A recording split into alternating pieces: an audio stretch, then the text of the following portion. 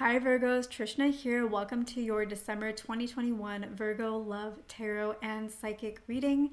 Before we get into the Love Tarot December 2021 Virgo reading, there are a few things that I want to mention really quickly. The first one is, please keep in mind that this is a general reading, so it's not going to apply to every single Virgo out there. The second one is, please don't forget to check out your sun, moon, and rising sign, and one of those readings may resonate for you better for this month of December 2021.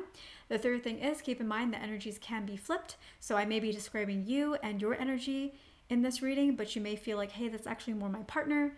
Understand that energies can be flipped, and there is a lot of mirroring that happens in relationships. And finally, if you're interested in a personal reading from me, you can access that by going to the link in the description box below. It will take you to my personal website where you can learn how to book a personal reading with me. So with that, I'm going to go ahead and I'm going to shuffle the cards. And what we're going to do is I'm going to shuffle, and as I shuffle, I'm going to get some intuitive insights and I'm going to share them with you. And we're going to be doing a free flow spread. So once the cards have come out, I will then read the cards themselves. So with that, let's get into the reading, Virgo.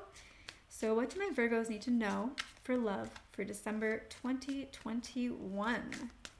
Virgo love reading, December 2021. What messages do my Virgos need to hear?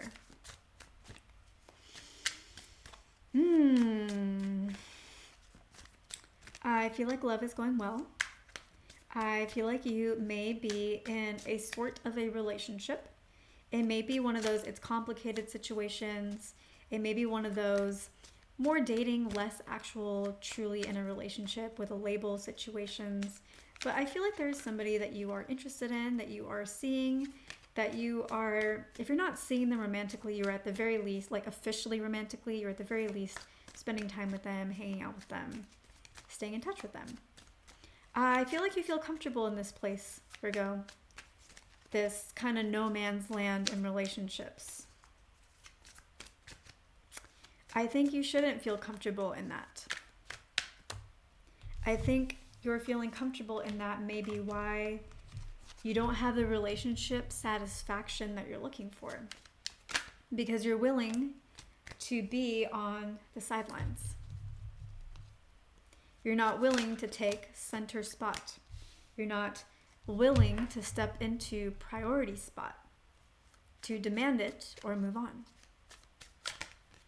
Now, you may feel like you have reasons for that, or that the request from your partner is reasonable and it makes sense and you're trying to be understanding. But Virgo, has being understanding given you the satisfaction that you are looking for? In being understanding for another, are you forgetting to be understanding with yourself? In listening to another's needs, are you forgetting to listen to the needs of yourself, your own needs? Everything is push and pull, and every balance in that push and pull is unique to the relationship, to the situation, etc. You may be doing too much of one, where you're giving too much, not knowing that you're giving too much. Sometimes we think giving is action or spending or gifts, but it's also in terms of what we're willing to accept in a relationship. We actually already have all the cards out. I feel like there's a little bit more that I want to share. So Virgo, I don't want you to look at this as a criticism, as a reason to put yourself down, because Virgos, I know how you can do that. I just want you to notice this pattern, because when you notice this pattern, you can break out of this pattern. It gives you something to think about.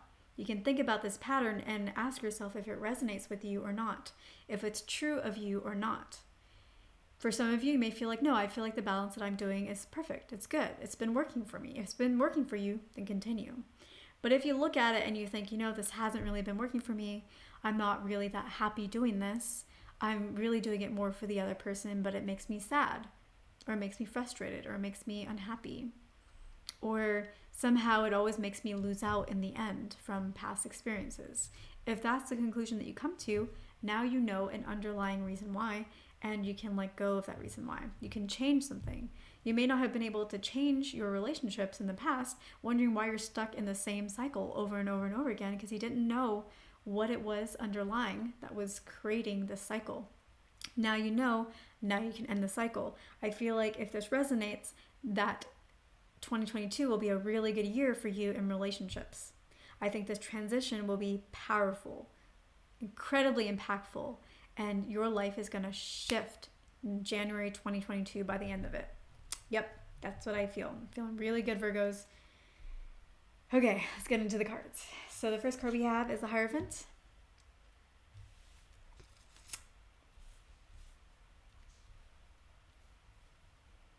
It's interesting because you can be very dogmatic in other areas of your life, very structured, have a particular way that you want things done. You can be very perfectionistic in other areas of your life. Your career, the skills you want to acquire, the way that you run your home, the way that you study, the way that you handle your communication with other people. It can be very strict, dogmatic, a very particular way that you go about doing things. You have standards. And yet when it comes to love, you have standards, but you don't honor them the same way that you honor them in other areas of your life. Maybe part of it is because you know that maybe you can be a little bit too dogmatic in other areas of your life and you don't want to do that to a special person in your life. So maybe that's part of why you don't do that. But one, honor who you are, and two, you can always find an adjustable balance. Instead of finding the balance, because you're worried of being at one extreme, you're going to the other extreme. The solution is in the balance, somewhere in between. The next card we have is the Nine of Cups. This is you feeling fulfilled, but never truly completely fulfilled. Always feeling like you're getting close to what you really want in relationships, in love, in emotions, but somehow never quite hitting the mark completely. And not really being sure what it is that's doing that. Now you know. It is a self-worth, self-honoring thing that you need to do. Honor yourself and others will honor you.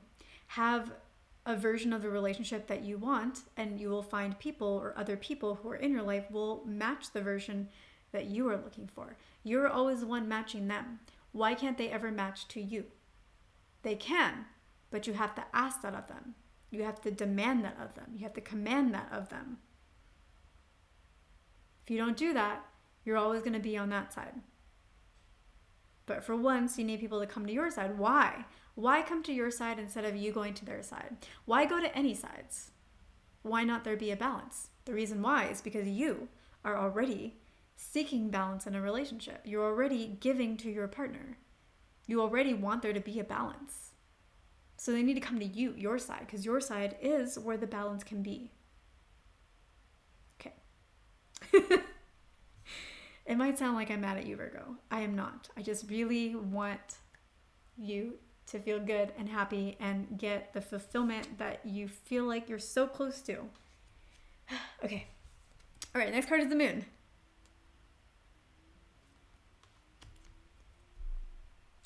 Virgo, you have a tendency to go way too much into your shadow work. You love your shadow work. Of course you do, because it helps you be a perfectionist. It helps you perfect you and sculpt you. And you love to sometimes overly criticize and be hard on yourself, and shadow work is a beautiful outlet for you to notice all the little dark things that you have been ignoring that you should be working on. Virgo, shadow work is good, but this month,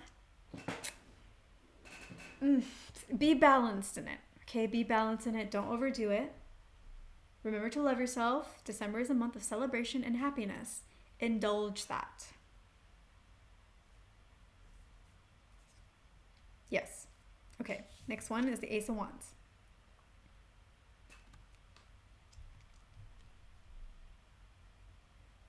You are going to be given an opportunity. This could be in career.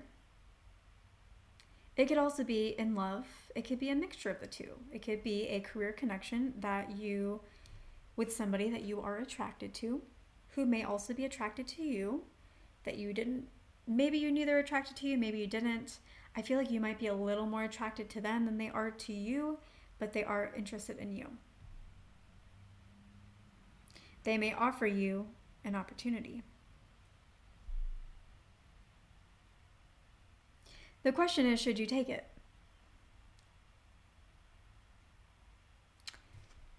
You will have to think about that. What will be the consequences of taking it? What will be asked of you? What will be required of you? How much will it take from you? How much will it give to you? That is a personal reading question, I think. But I will pull a card to see if there's any guidance around that. For the general audience,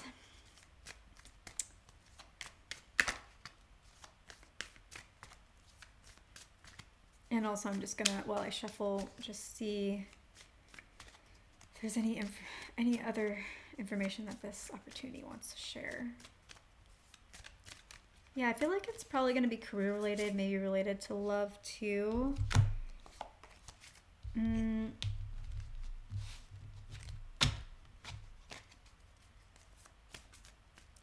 Or this opportunity is going to take a little bit away from, or maybe completely take away from the relationship or quote unquote relationship that you're currently in with somebody. Where maybe you will have to pursue that, or maybe you'll have to move, or something's going to happen where it's going to take the chance away from being with who you currently are with or want to be with, or in some kind of, it's complicated relationship with. I don't think that's the question you should be asking though. Like, it shouldn't be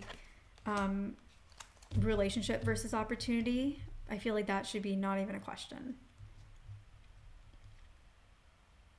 It should be, is this opportunity going to benefit me, or is it going to somehow put me in a compromising position or something like that?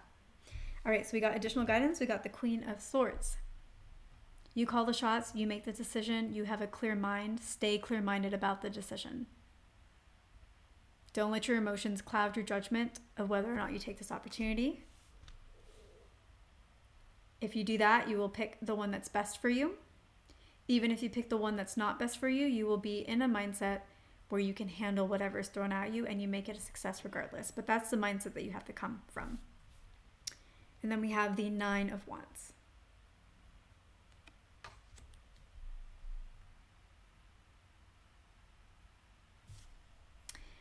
This discussion here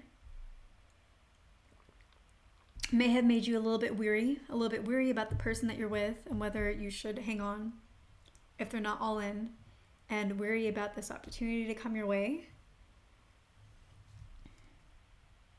Don't be.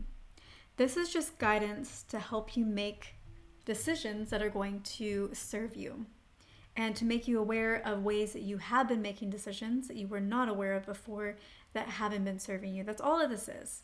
The readings aren't here to tell you, I mean, sometimes they tell the future. That is primarily how I do my readings for my clients, is it is precognitive. But there is so much here too that allows you to choose your own adventure, because that is what life is. Choose your own adventure. And how can you go on the best adventure? Well, you go on the best adventure by making the best decisions. How do you go about making the best decisions? Well, you understand what drives your decisions. When you understand what drives your decisions, you can know when you're making a good decision or not, because you understand what's driving that choice. And that's all that's going on here. It's not to make you weary. It's not to make you second guess this opportunity or even this person, but it's here to help you make sure you're making the right decision for you. Because even though your decision may involve another person, the other person is kind of irrelevant to the decision making, because you got to make the choice that's right for you. And that's something that I feel like you don't do a lot of times. Maybe even in other important areas of your life, like career. If there's a relationship involved, you may tend to be too giving, even in career, and not make the choice or not want to take the opportunity or the recognition or the raise or the promotion or whatever it is, because you feel like maybe someone else should get it. Like mentally, you don't think that necessarily, but you don't feel like you're worthy. You feel like you're supposed to give it up to someone else.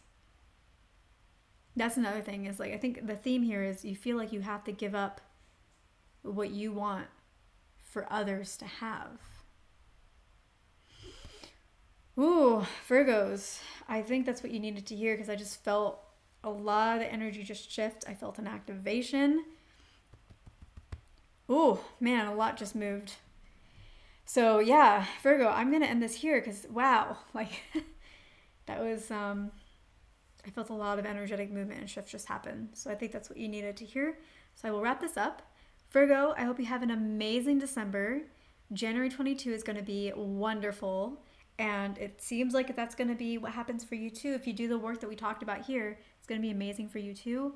I'm so excited about January 2022. I can't believe that's when I'm going to probably see you guys next, except for my other little videos that I do in between for the weeklies and other like the eclipse and things like that. Yeah. Again, if you're interested in booking a personal reading, you can do that by going to the link below. That will take you to my personal webpage, trishnastemple.com. And yeah, I will see you in January, Virgo.